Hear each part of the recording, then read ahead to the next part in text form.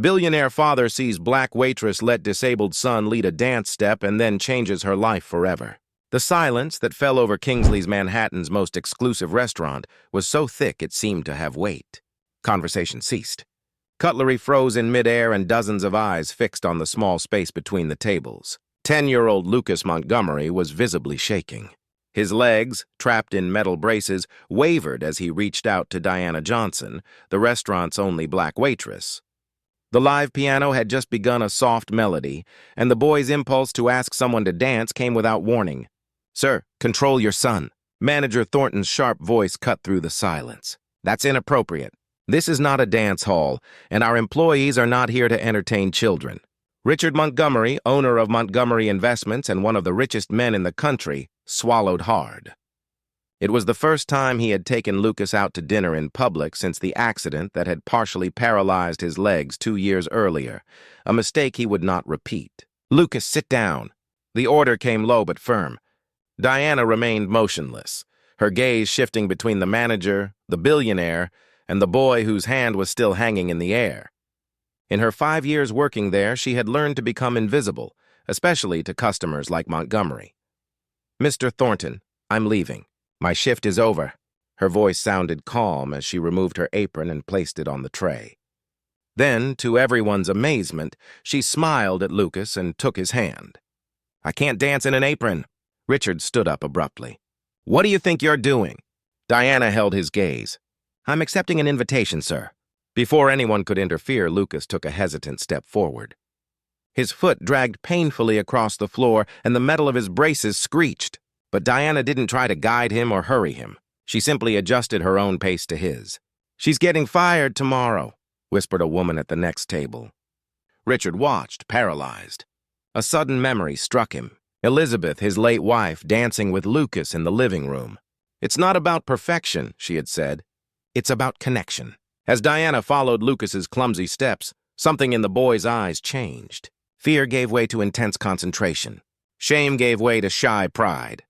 For the first time since the accident, he wasn't being guided, helped, or corrected. He was leading. "Mr. Montgomery," the manager's voice interrupted his thoughts. "I can assure you this will never happen again. She will be properly disciplined." Richard didn't respond. The entire restaurant seemed to wait for his reaction. After all, a man of his power could end anyone's career with a single word. Employees stopped what they were doing. Other customers watched with morbid curiosity. Lucas's smile, however, was the only sound that echoed in his mind. Diana led the boy back to the table after 3 dance steps.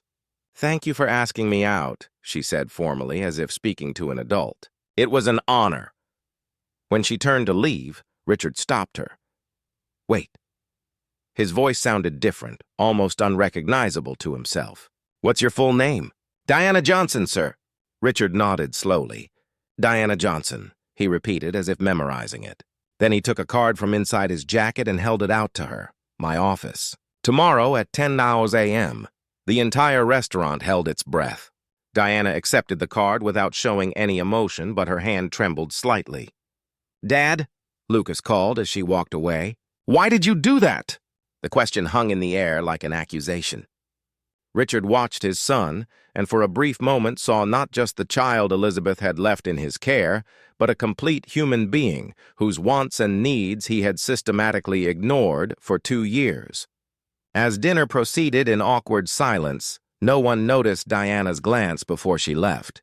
Not out of fear or resignation, but out of a calm determination that contrasted with the storm brewing in Richard Montgomery's eyes. If this story about dignity and transformation is already touching your heart, don't forget to subscribe to the channel to follow how a simple gesture of respect can spark a silent revolution capable of transforming lives forever.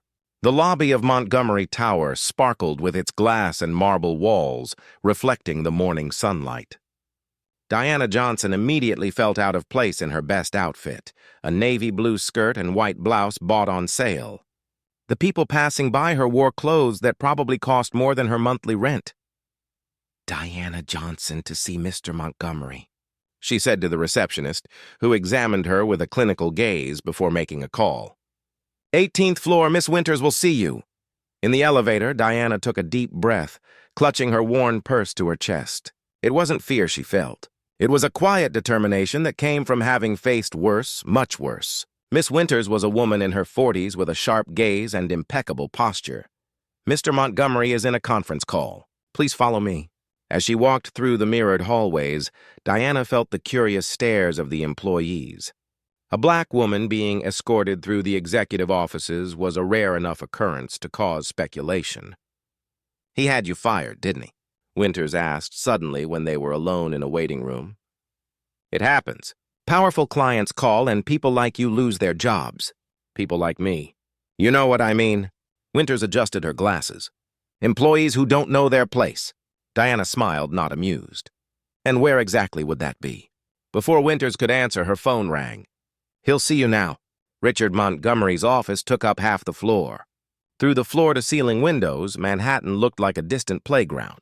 The man stood, gazing out at the city as if it were his personal property. "Mr. Montgomery," Diana greeted him formally. Richard turned, his face a mask of studied control. "Miss Johnson, thank you for coming."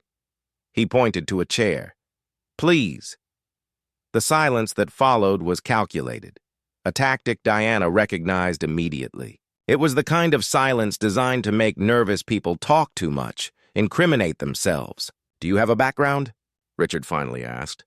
"Excuse me, education college." Diana kept her gaze steady. "Bachelor's degree in child development from NYU, incomplete master's degree in special education." Something flashed across Richard's face. "Surprise, perhaps.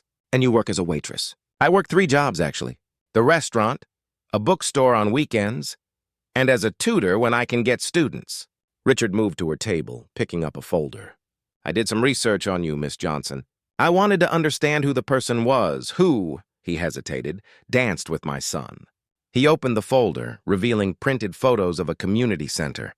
"Freedom Steps. You founded that 6 years ago." Diana sat up straighter in her chair. "I co-founded it with my sister Zoe, a dance program for children with physical disabilities." Richard leafed through some documents which is now about to close due to lack of funding. Diana showed no surprise. Of course, he would find all that out in less than 24 hours. "I didn't come here to ask you for money, Mr. Montgomery."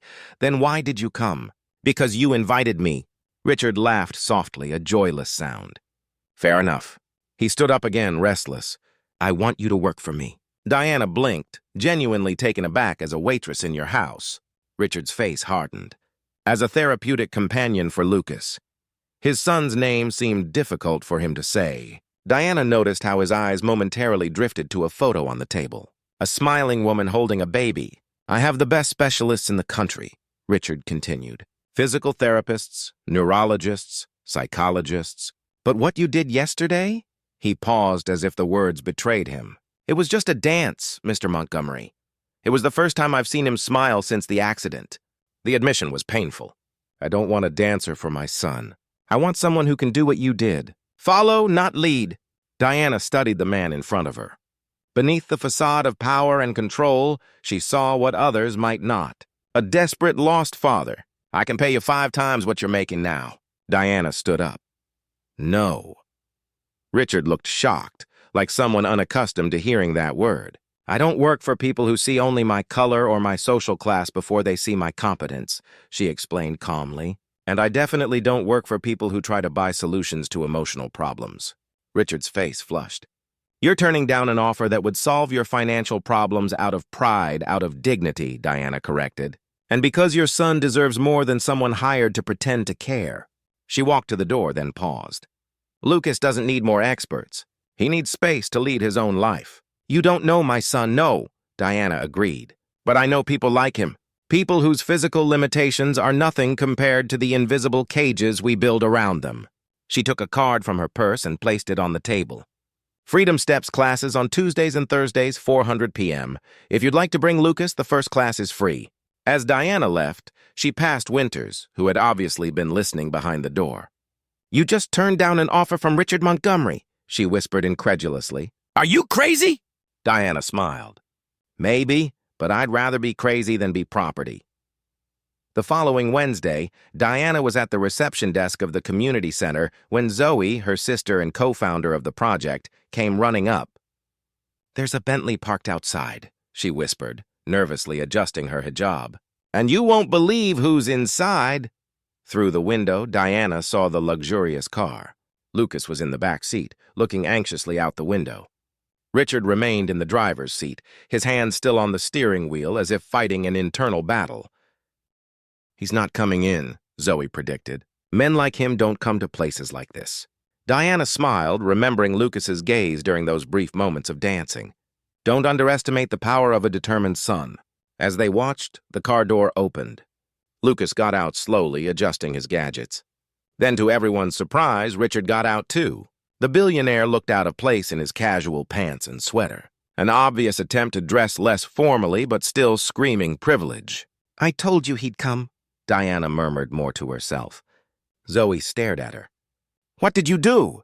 Diana didn't answer, but her eyes sparkled with a secret that not even her sister fully knew. In her tiny apartment in the Bronx, hidden under her bed, was a notebook filled with notes about children like Lucas and men like Richard Montgomery. Years of observation, research, and a plan that had begun with a simple acceptance of an invitation to dance.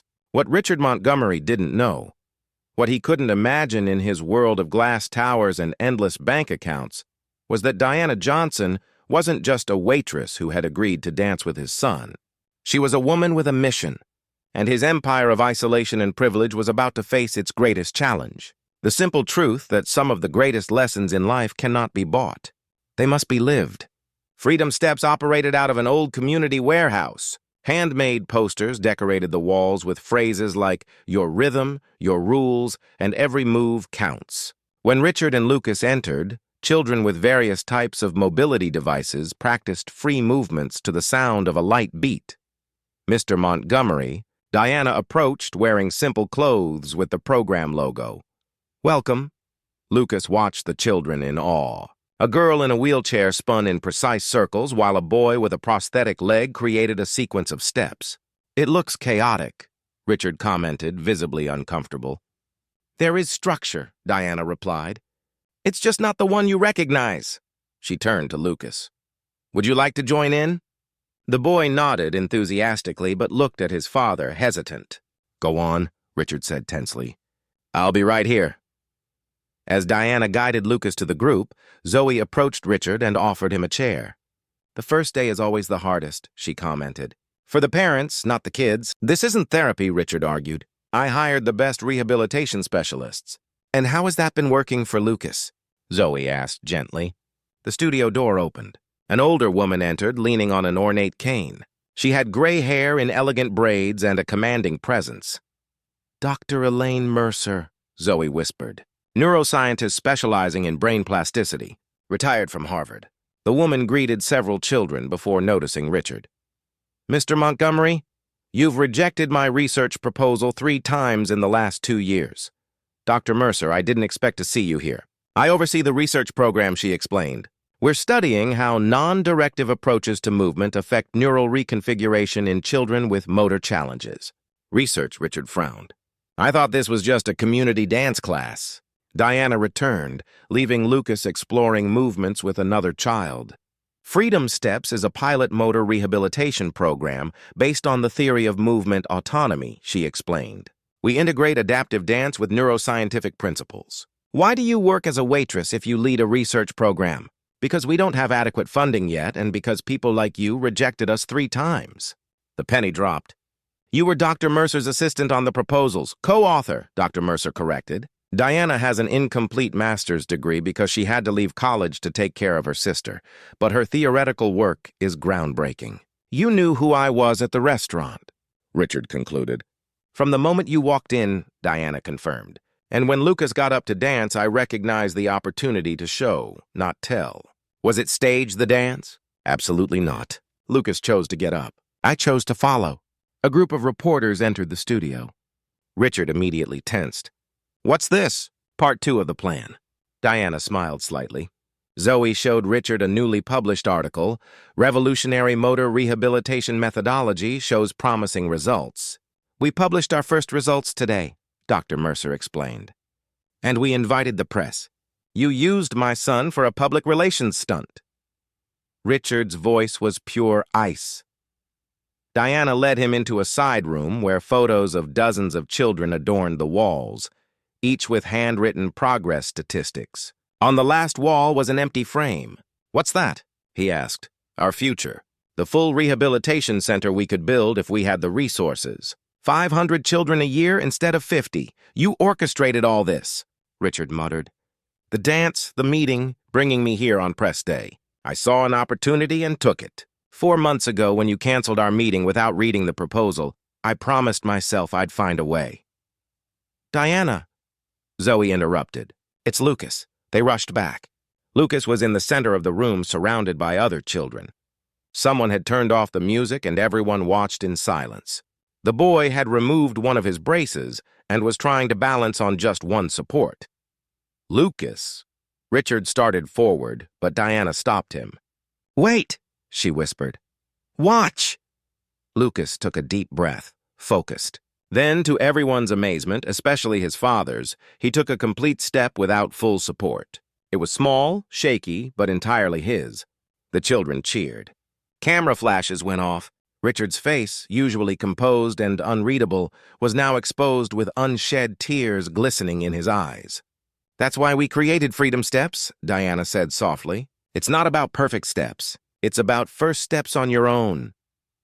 Richard watched his son, not as a problem to be managed, but as a complete person discovering his own strength. "This could have been done without manipulating me," he said finally. "It could have been if you had answered our calls or read our proposals 3 times. The reporters noticed Richard. A murmur grew as Lucas, oblivious to the tension, continued practicing his new step with an expression of pure concentration. Richard Montgomery was cornered. Before him lay 2 options: withdraw in anger, confirming to the press his reputation as cold and calculating, or embrace the moment his son had created. Between the power he had always wielded and the freedom his son needed, Richard found himself in unfamiliar territory, one where neither his money nor his influence defined the next step. The man who controlled every aspect of his life now faced a choice that no amount of wealth could buy. His gaze shifted between his smiling son and the reporters waiting for his reaction. Humility was not a virtue in his vocabulary, but as he saw the transformation on Lucas's face, something inside him began to break. The orchestra of power and privilege he was accustomed to now played a different tune, and he had to decide, would he continue conducting, or would he learn to follow? Richard Montgomery faced the reporters waiting for his reaction. His son had just taken a step on his own in front of the cameras, and Diana Johnson had skillfully led him to this impossible moment. "Mr. Montgomery," a reporter approached, "could you comment on your presence at Freedom Steps today? Is it true that your foundation rejected funding this program 3 times? Richard glanced at Lucas, who was still practicing his new step, oblivious to the political tension. Then, to everyone's surprise, especially Diana's, he smiled. "You know what's hardest for someone in my position?" Richard addressed the reporter, but spoke loudly enough for everyone to hear, admitting, "When we're wrong." A stunned silence filled the room. The Montgomery Foundation is pleased to announce a commitment to fully fund Freedom Steps for the next 5 years and to build a permanent rehabilitation center based on the methodology developed by Dr. Mercer and Ms. Johnson. Camera flashes exploded. Zoe let out a cry of surprise. On one condition, he added, watching Diana tense up, that Ms. Johnson retain complete autonomy over the program and its methodology. No corporate interference. 3 months later, bulldozers were clearing the ground for the new Freedom Steps Rehabilitation Center.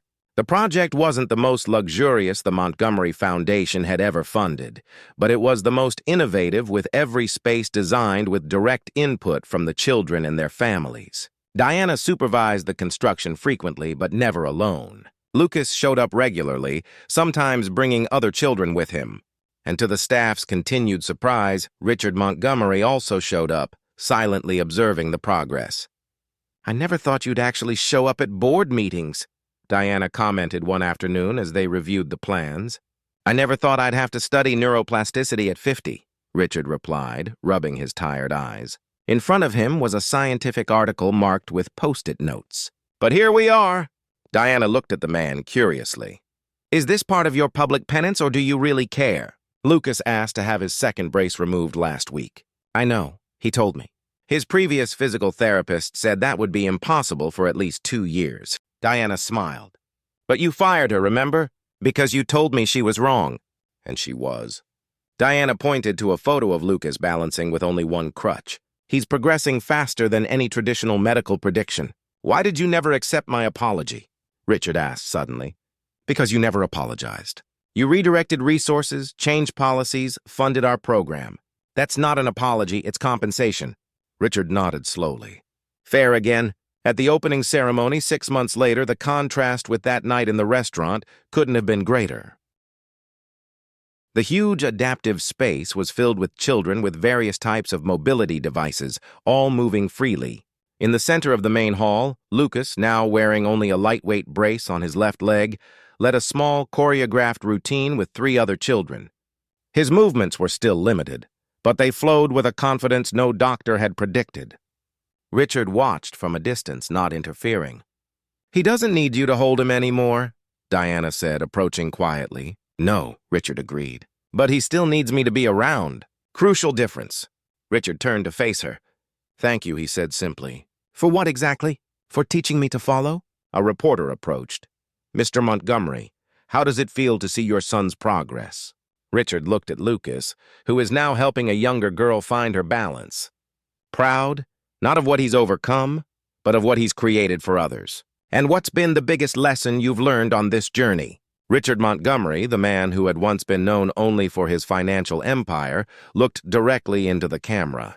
That true leaders aren't those who guide others down the path they believe is right, but those who have the courage to follow when someone shows them a better way. A year later, the Freedom Steps program expanded to 3 new cities. Diana received the Pediatric Rehabilitation Innovation Award, and her methodology began to be implemented in hospitals across the country. Lucas, now using only a light cane on difficult days, enrolled in regular school and became a youth spokesperson for the program, inspiring other children to find their own pace. And Richard learned the hardest and most valuable lesson of all, that true power does not lie in controlling every move, but in knowing when it is time to take a step back and let others lead the way. In a world where powerful people rarely change their perspectives, and where those without power often remain in the shadows, the story of Richard, Diana, and Lucas reminds us that true transformation occurs when we cross the invisible boundaries that separate us. When a billionaire learns from a waitress, when a father follows in his son's footsteps. If this story about how a simple gesture of dignity changed lives forever touched your heart, be sure to subscribe to our channel because we believe that the most profound revolutions don't start with grand manifestos or billion-dollar fortunes. They start when someone has the courage to take an authentic first step and someone else has the wisdom to follow.